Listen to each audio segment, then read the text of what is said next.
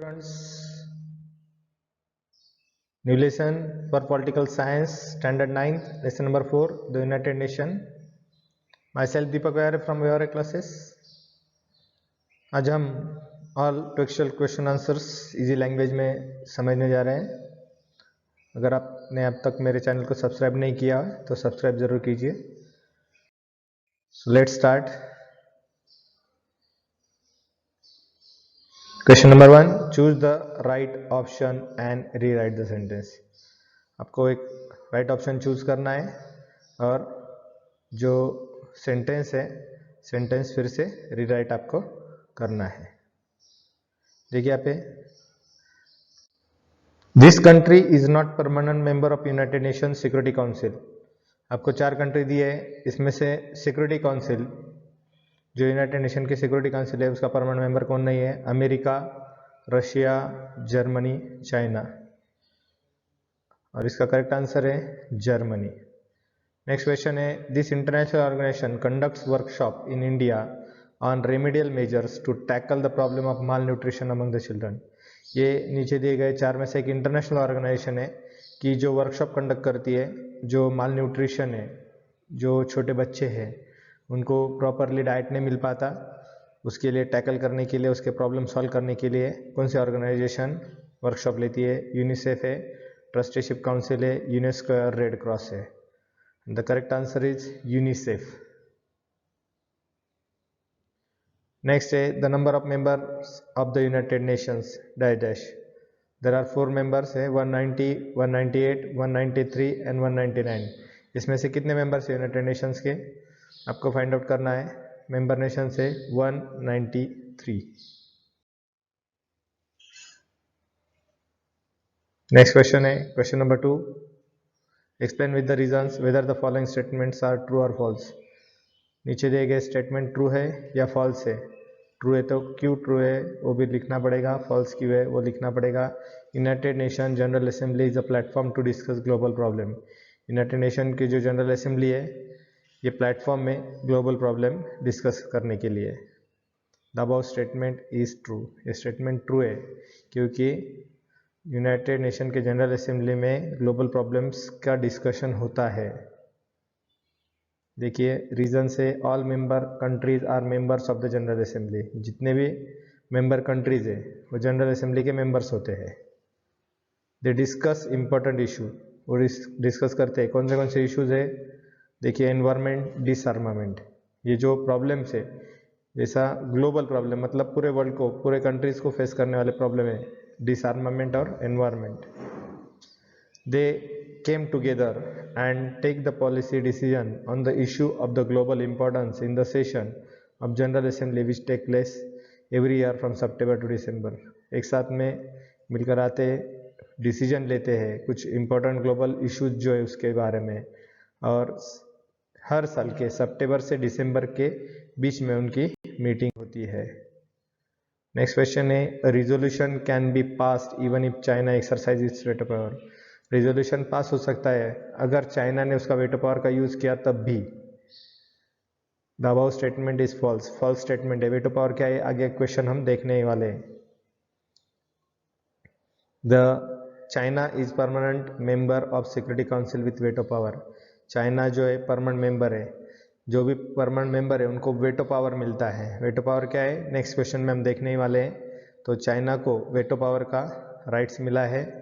For any decision to be taken, assent of all 5 permanent member and 4 non-permanent members are essential. तो कोई भी अगर decision लेना है तो जो 5 परमानेंट मेंबर है उनको, जिनको वेटो पावर मिला है उनकी, और जो 4 नॉन परमानेंट मेंबर है उनकी परमिशन ज़रूरी है, उनका एग्री होना ज़रूरी है. When China exercise veto that is negative vote, a decision can not be taken. इसलिए चाइना ने अगर वेटो पावर का यूज़ किया मतलब नेगेटिव वोट, वेटो पावर का मतलब ये नेगेटिव वोट, तो डिसीजन जो है वो नहीं ले सकते हैं. Next, the status of all member states United Nations is not equal. United Nation के मेंबर्स का स्टेटस एक नहीं हो सकता. स्टेटमेंट ट्रू है या फॉल्स है? स्टेटमेंट फॉल्स है. The status of all member nation equal to General Assembly. सब मेंबर कंट्रीज का स्टेटस जो है वो इक्वल है position of all country whether they are rich और पुअर बिग और स्मॉल इज द सेम। हर कंट्री की, वो कंट्री रिच हो या पुअर हो, बिग हो या स्मॉल हो, उनकी पोजीशन सेम है। Every member state has right to participate in discussion. हर एक मेंबर स्टेट का राइट टू पार्टिसिपेट है, डिस्कशन में पार्टिसिपेट कर सकता है। वो कंट्री बिग है, स्मॉल है, रिच है, पुअर है, उसका कोई फर्क नहीं गिरता। Vote on the resolution in the general assembly, vote दे सकते हैं, हर एक को वोट मिला है, राइट टू पार्टिसिपेट का। नेक्स्ट क्वेश्चन है, India has played a major role in the work of United Nation. India ने एक मेजर रोल प्ले किया है यूनाइटेड नेशंस के वर्क में। The above statement is true, true statement है।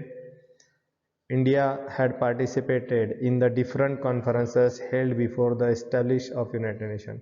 India ने पार्टिसिपेट किया है, बहुत सारे कॉन्फ्रेंस हुए अभी तक, उसमें इंडिया ने पार्ट लिया है। जब यूनाइटेड नेशन भी एस्टेब्लिश नहीं था तब से इंडिया पार्ट ले रही है अलग अलग कॉन्फ्रेंस में। India is actively participate in the discussion of decolonisation and डिसआर्मामेंट। Decolonisation और डिसआर्मामेंट में भी इंडिया ने पार्टिसिपेट किया है। In 1946, India was the first country to raise question of racism at the United Nations.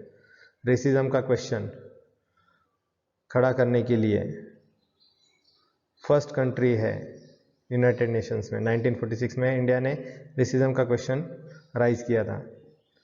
India has led discussion about problems of under develop and developing country. Developed और under developing country जो है उसका question भी India ने discuss किया है United nation में।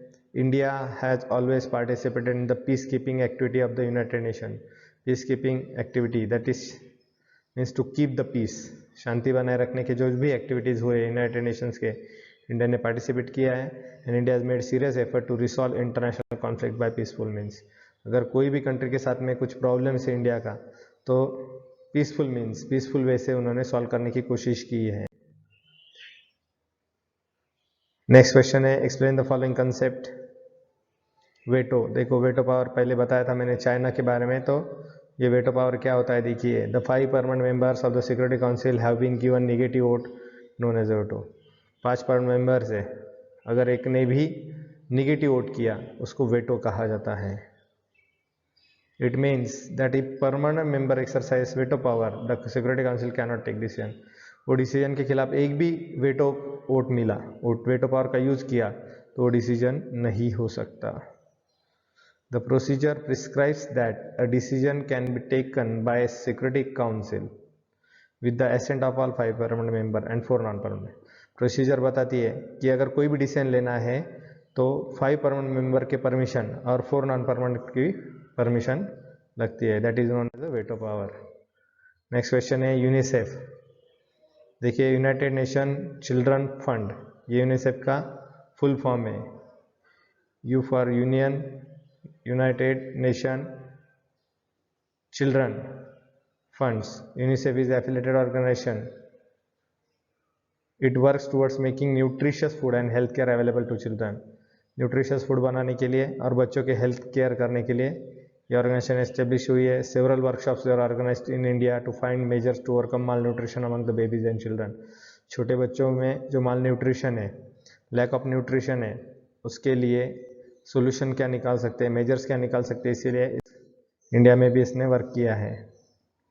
Question number 4, answer the following question in brief. Write the reasons for the establishment of United Nation. United Nation establish क्यों हुई, what is the reason behind it, क्या reason है। देखिए the League of Nation that was establish after the first world war did not succeeded in preventing second world war. First world war के बाद में League of Nation establish हुई। Second world war नहीं होना चाहिए, क्योंकि फर्स्ट वर्ल्ड वॉर का loss ही इतना था कि सेकंड वर्ल्ड वॉर नहीं होना चाहिए, इसकी वजह से एस्टेब्लिश की गई लीग ऑफ नेशन, लेकिन वो सेकंड वर्ल्ड वॉर नहीं रोक पाई। However after the use of nuclear weapon in the second world war was destruction caused by it and the idea that such destructive war should be stopped to roots. तो first world war के बाद में जैसा league of Nation establish हुआ, तो second world war के बाद में फिर से डिस्कशन किया गया है कि अगर ऐसा वॉर नहीं होना चाहिए, अगर ऐसा वॉर हुआ तो कोई भी नहीं बचेगा। इसकी वजह से क्या हुआ कि यूनाइटेड नेशन एस्टेब्लिश हुआ। It was felt that it was collectively responsibility of all nation to preserve the peace. सब नेशन की एक कलेक्टिव रिस्पॉन्सिबिलिटी है, इसीलिए एस्टेब्लिश किया गया United Nation. What is the role of peace keeping forces of United Nation? Peace keeping forces जो है United Nation का, उनका रोल क्या होता है, क्या ड्यूटी होती है उनकी? The peace keeping activity of United nation involves creating appropriate circumstances favourable for bring about permanent peace in the strife ऑन एरिया। स्ट्राइप्ड ऑन area means affected area where the peace is not there और war like situation is there. तो peace keeping activity क्या करते हैं वहाँ पे? Creating appropriate circumstances favourable, permanent peace वहाँ पे चाहिए, परमानेंट शांति बनाए रखने की वहाँ पे कोशिश की जाती है। Peace keeping forces help this area to progress towards peace, help करती है कि प्रोग्रेस होगी वो एरिया की। Security is provided to conflict ridden area at the same time help extended for establishing peace. Conflict ridden area, वहाँ पे अगर कोई कॉन्फ्लिक्ट है, स्ट्रगल हो रहा है, कोई वॉर लाइक सिचुएशन है, तो ऐसी जगह वो जाकर establish peace. The United Nation takes up peace keeping as one of the task for safeguarding fostering peace in the world. तो सेफगार्ड करना और फॉस्टर करना पीस को, ये यूनाइटेड नेशंस की ड्यूटी है। नेक्स्ट क्वेश्चन है, write the objective of the United Nation. United Nation का ऑब्जेक्टिव क्या है, एम क्या है? The objective of the United Nation are as follows. तो ऑब्जेक्टिव क्या है यूनाइटेड नेशन के, वो नीचे दिए गए हैं। To take all necessary measures for establishing international peace, सब पूरे वेज फाइंड आउट करने के कि इंटरनेशनल पीस कैसे बनाए रख सकते हैं। To establish friendly relation among nation, nations में फ्रेंडली रिलेशन बना के रखना है। To enhance international security by solving international dispute, international security बढ़ाना है बाय सॉल्विंग इंटरनेशनल डिस्प्यूट। अगर दो कंट्री में फाइट है, कुछ प्रॉब्लम्स है, तो डिस्कशन से उसको सॉल्व करने का काम भी यूनाइटेड नेशंस ने लिया है। To safeguard and foster human rights and freedom, human rights को फॉस्टर करना, इनकरेज करना और सेफगार्ड करना, ह्यूमन राइट्स सेफ करना, और हर एक ह्यूमन को फ्रीडम मिलना चाहिए। Then to enhance economic cooperation at international level, enhance मतलब इंक्रीज, इकोनॉमिक कोऑपरेशन, हर एक को इकोनॉमिक हेल्प देना इंटरनेशनल लेवल पे। नेक्स्ट है, do as directed, complete the following chart giving information about the organ of the United Nation. Organ है ये United Nation के, United Nation General Assembly, United Nation security Council, International court of Justice, Economic and Social Council. कितने members है उसके, वो लिखना है। Function, function मतलब वर्क क्या करते हैं, वो आपको यहाँ पर लिखना है।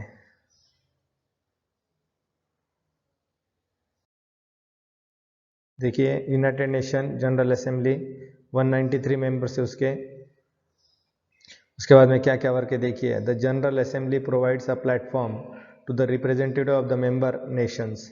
जनरल असेंबली प्लेटफॉर्म प्रोवाइड करता है किसको, representative of the member nation, जो सब मेंबर्स है यूनाइटेड नेशन के, उनके लिए discuss the issue of global importance, global importance के इशू डिस्कस करते हैं, जैसे कि एनवायरमेंट है और डिसआर्मामेंट है।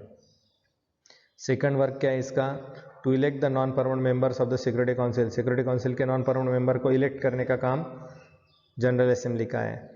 थर्ड वर्क है, to choose United Nations secretary general and the जज of the international court of justice in consultation with the security Council.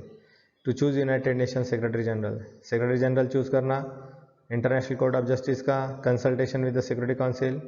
Next है, to pass the annual budget of the United Nation, annual budget pass करना है, मतलब साल भर में कहाँ पर कितना खर्चा होने वाला है, इसका जो इनकम एक्सपेंडिचर का जो है वो।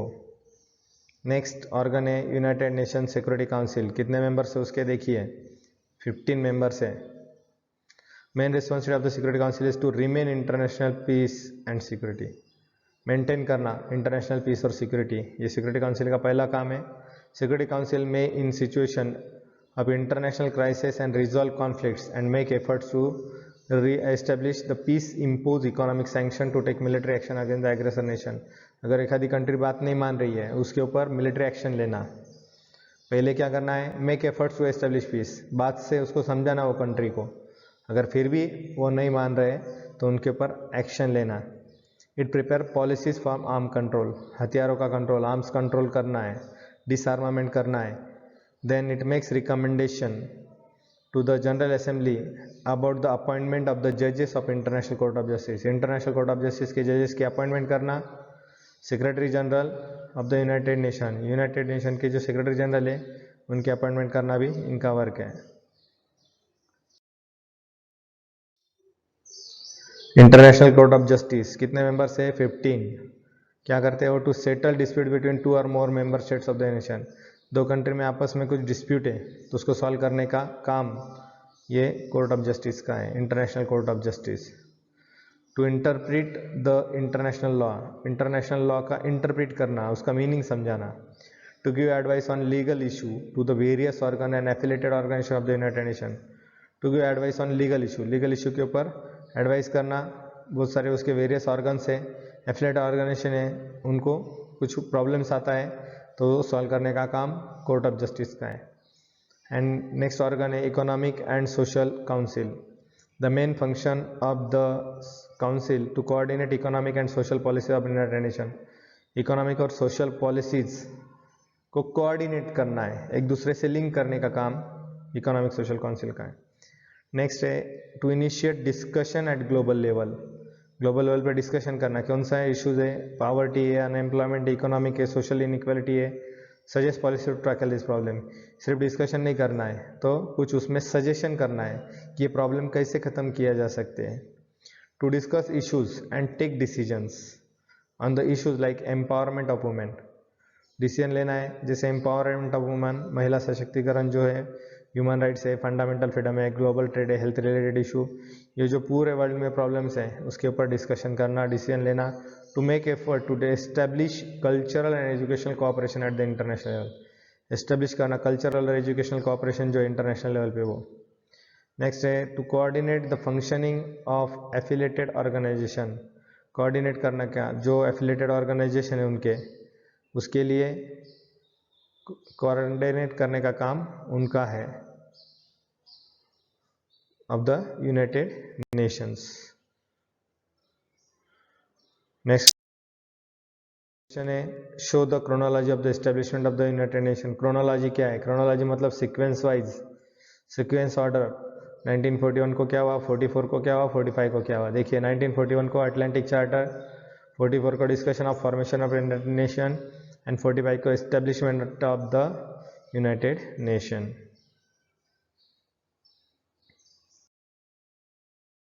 Complete the following tree diagram. Tree diagram complete करना है आपको. यूनाइटेड नेशन का हेडक्वार्टर कहाँ पर है, उसके मेजर ऑर्गन्स कौन से हैं और एफिलेटेड ऑर्गेनाइजेशन कौन से हैं. देखिए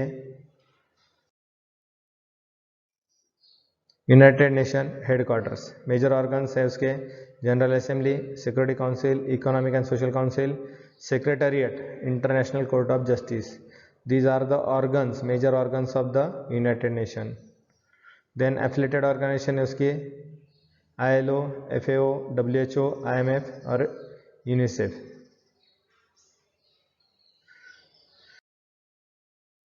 अगर आपने अभी तक चैनल को सब्सक्राइब नहीं किया तो सब्सक्राइब ज़रूर कीजिए, लाइक कीजिए और शेयर कीजिए अपने फ्रेंड के साथ में. डिस्क्रिप्शन बॉक्स में और 9th स्टैंडर्ड के लिंक्स भी दी गई है बाकी के लेसन्स की. Thanks for watching. Have a nice day.